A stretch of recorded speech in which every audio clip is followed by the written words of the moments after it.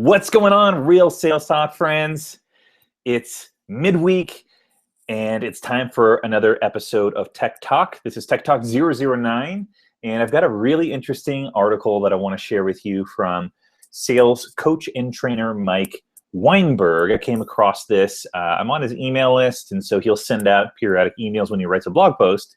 And this one I think is particularly interesting. It's something that I've long believed in, and it's the importance of voice tone in your sales presentations, your cold calls, and any interaction that you have with a customer. Why is this important?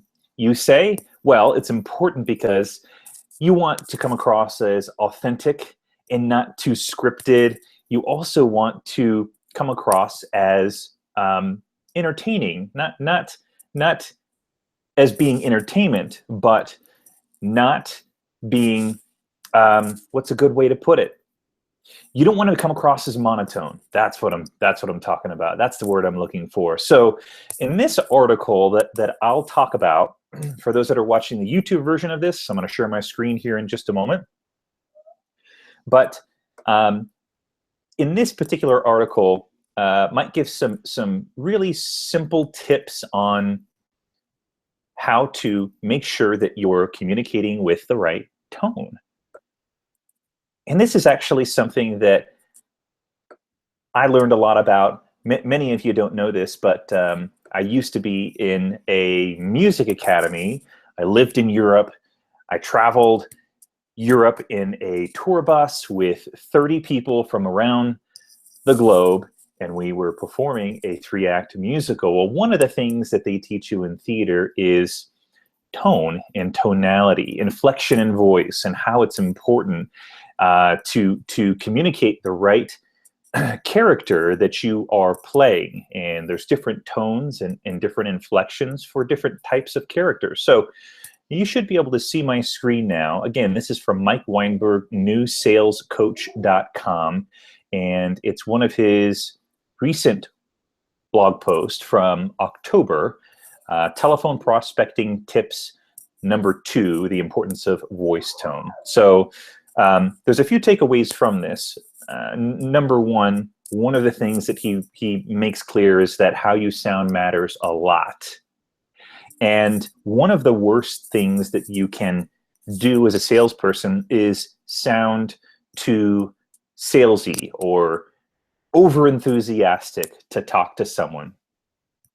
And it can sound, and you don't hear this as much with seasoned professionals. More younger professionals, you know, I'm not, it just comes out. I've heard this before. I heard this in particular with someone at one of my last companies, and I think he genuinely was enthusiastic, but it sounded a little bit too cookie cutter, scripted maybe. So what does Mike say about this? Some of the tips that he suggests is just to be natural. Act as if you're speaking with a friend. Calm, casual, comfortable, confident, real, and human. There are times when you might want to use enthusiasm. And be careful, I think, and this is me speaking from my experience in the sales seat for over 10 years. Be cognizant that you're not monotone. Make sure that you have the right positioning physically. If you're relaxed in your positioning when you're on the phone or you're talking with someone, then your tone typically is going to be relaxed. And so that's why you hear a lot of people suggest that you should stand up, because the energy that you convey when you're standing is much different than the energy that you convey when you're sitting down.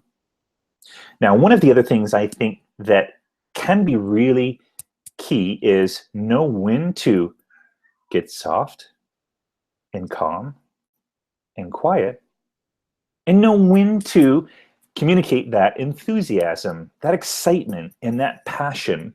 It's almost as if you're working a piece of art. In some areas of that canvas, you're going to convey one particular emotion, and in others, you're going to convey another.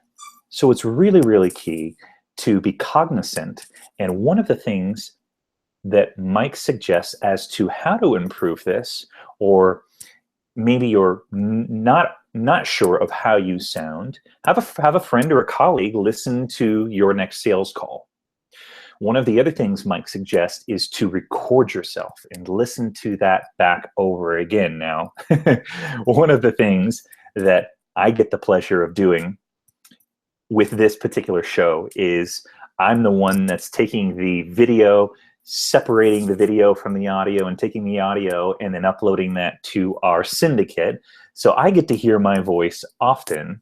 And so it's one of the ways that I'm always improving, and I'm always looking to improve. I'm not perfect, I'm not the best, but I'm striving to be the best and to be very polished in that way. So this is a really good article. I'll put the link to this article in the show notes, and I'd love to hear your thoughts on what you think about this. Where would you rate yourself if you were to rate your tone, the voice that you communicate on sales calls?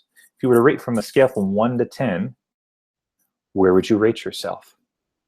Hit me up on Twitter at Sean M. Mitchell, and I'd love to hear how you score yourself. For me, I think I would score myself a 6 or a 7. Room for improvement, not a 1, not a 10, but somewhere in the middle and making progress to become a 10. I hope that's all of our objectives. So thanks again. Hope you're having a fantastic week, and we'll see you this Sunday. Actually going to do an episode of Real Sales Talk.